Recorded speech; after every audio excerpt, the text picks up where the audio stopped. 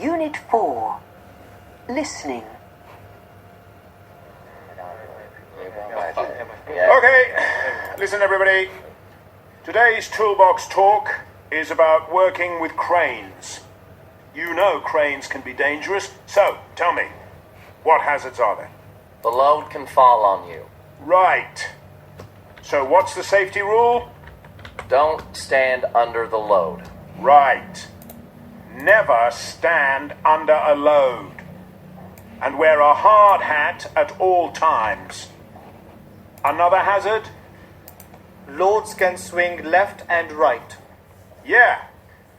So what do? Do you put your hand on it, try to stop it swinging? No, you mustn't do that. It's very dangerous. You must never try to stop a swinging load. Good. What else can go wrong? You can lose your fingers. That's right. Be careful where you put your hands. You don't want your fingers going up with the load. Yeah. Excuse me, can I ask a question? Sure, go ahead. What can I do in an emergency? I mean, how can I tell the operator to stop lifting? Good question. The crane operator can't hear you, so how can you stop him? One answer is hand signals. You know the emergency stop signal, both arms out, left and right. The other answer is radio. One man must always have radio contact with the crane operator. Okay. Any other questions? No? Right. Let's go.